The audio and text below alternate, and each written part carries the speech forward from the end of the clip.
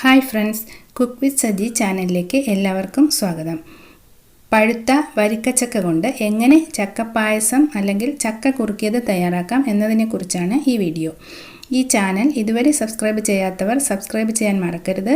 Subscribe ചെയ്തതിന് ശേഷം വലതുവശത്ത് കാണുന്ന ബെല്ലൈക്കൺ അമർത്തി അതിൽ ഓൾ എന്ന ഓപ്ഷൻ കൂടി സെലക്ട് ചെയ്താൽ ഇനി ഞാൻ അപ്ലോഡ് ചെയ്യുന്ന വീഡിയോകളുടെ അറിയിപ്പുകൾ അപ്പോൾ തന്നെ നിങ്ങൾക്ക് ലഭിക്കുന്നതാണ്.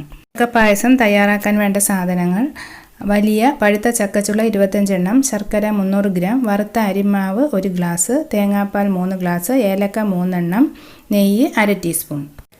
ഇനി നമുക്ക് എങ്ങനെ ചക്കപ്പായസം തയ്യാറാക്കുന്നുവെന്ന് നോക്കാം. ആദ്യം പഴുത്ത ചക്കച്ചുള കുരു കളഞ്ഞ് ഇതുപോലെ ഒന്ന് അരിഞ്ഞെടുക്കണം.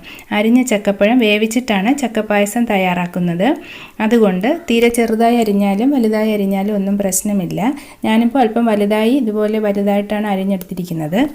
ഇതിനെ ഒരു പ്രഷർ കുക്കറിലേക്ക് ഇട്ട് 1.5 ഗ്ലാസ് വെള്ളവും ഒഴിച്ച് നന്നായൊന്ന് വേവിച്ചെടുക്കണം. എൻ്റെ പ്രഷർ കുക്കറിൽ ഞാൻ 5 വിസിൽ കേൾക്കുന്നത് വരെ വേവിക്കുന്നുണ്ട്. അപ്പോൾ ഇതൊന്ന് വേവിക്കാൻ വയ്ക്കാം. ഈ സമയത്ത് നമുക്ക് ബാക്കിയുള്ള സാധനങ്ങളൊക്കെ റെഡിയാക്കാം. 300 ഗ്രാം ശർക്കര 4 ഗ്ലാസ് വെള്ളം ഒഴിച്ച് ഉരുക്കിയെടുത്ത് അരിച്ച് വെക്കണം. ഈ 3 ഗ്ലാസ് തേങ്ങാപ്പാൽ തയ്യാറാക്കാം. തേങ്ങാപ്പാൽ കട്ടി കൂടുന്നതനുസരിച്ച് പായസത്തിന് രുചി കൂടും. ഇനി 200 ml കൊള്ളുന്ന ഒരു പാത്രത്തിൽ, അതായത് 1 ഗ്ലാസ് അളവിൽ വറുത്ത അരിമാവ് എടുത്ത് അതിൽ വെള്ളവും ചേർത്ത് ഒന്ന് കലക്കിയെടുത്ത് വെക്കണം. അത് കട്ടി കൂടി പോകരുത്. കട്ടി കൂടി പോയാൽ നമ്മൾ പായസത്തിലേക്ക് ചേർക്കുമ്പോൾ അതൊന്ന് കട്ട പിടിക്കാനുള്ള ചാൻസ് ഉണ്ട്. അതുകൊണ്ട് ലൂസായി ഒന്ന് കലക്കിയെടുക്കണം. ഈ ഒരു കൺസിസ്റ്റൻസിയിലാണ് കലക്കേണ്ടത്. അല്പം കൂടി ലൂസായാലും കുഴപ്പമില്ല. അപ്പോൾ അതും റെഡിയാക്കി വെക്കുക.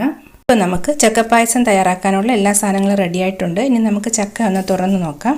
ഇവിടെ 5 വിസിൽ കേട്ട് കുറച്ച് സമയം കഴിഞ്ഞിട്ടുണ്ട്. നന്നായി ഇത് വെന്തിട്ടുണ്ട്. ഇതിനെ സ്പൂൺ വെച്ചൊന്ന് ചെറുതായി ഒന്ന് ഉടച്ചെടുക്കണം. ഉടച്ചെടുക്കുമ്പോൾ ഇങ്ങനെയാണ് ഇരിക്കേണ്ടത്.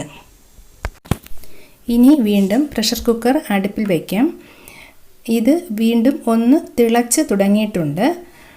ഈ സമയത്ത് നമുക്കിതിലേക്ക് ശർക്കര ഉരുക്കിയത് ചേർത്ത് കൊടുക്കാം. ഈ സമയം ഇളക്കി കൊടുക്കാൻ മറക്കരുത്. 5 മിനിറ്റ് ഇങ്ങനെ ഇളക്കി കഴിയുമ്പോഴേക്കും ശർക്കര ഒന്ന് കുറുകി വരും. കുറുകി വരുന്ന സമയത്ത് നമുക്കിതിലേക്ക് മാവ് ചേർത്ത് കൊടുക്കാം. അപ്പോൾ 5 മിനിറ്റ് നന്നായിട്ടൊന്ന് ഇളക്കി കൊടുക്കാം. ഇപ്പോൾ ഏകദേശം 5 മിനിറ്റ് കഴിഞ്ഞിട്ടുണ്ട്. ഇത് നന്നായിട്ട് കുറുകി വന്നിട്ടുണ്ട്. ഇനി ഇതിലേക്ക് കലക്കി വെച്ച മാവ് ചേർത്ത് കൊടുക്കാം. ഇത് ഒഴിക്കുന്ന സമയത്ത് ഉടനെ തന്നെ ഇളക്കാൻ മറക്കരുത്. അരിമാവ് കലക്കിയ പാത്രത്തിൽ അല്പം വെള്ളം കൂടി ഒഴിച്ച് ഇതിലേക്ക് ചേർത്ത് കൊടുക്കാം. ഇനി ഇത് നന്നായി ഒന്ന് തിളയ്ക്കുന്നത് വരെ മീഡിയം ഫ്ലെയിമിലിട്ട് ഒന്ന് ഇളക്കിക്കൊണ്ടിരിക്കണം. കുറച്ച് കഴിയുമ്പോൾ ഇത് തിളച്ച് തുടങ്ങുമ്പോൾ ഇതിൻ്റെ ഫ്ലെയിം ഒന്ന് ലോ ഫ്ലെയിം ആക്കി കൊടുക്കണം. കാരണം ഇവിടെ തിളച്ച് തുടങ്ങിയിട്ടുണ്ട്. അപ്പോൾ നമുക്കിനി ലോ ഫ്ലെയിം ആക്കാം. ലോ ഫ്ലെയിം ആക്കിയില്ലെങ്കിൽ ഇതിൻ്റെ തിളച്ച തുള്ളികളൊക്കെ നമ്മുടെ കയ്യിലേക്ക് തെറിച്ച് വീഴും.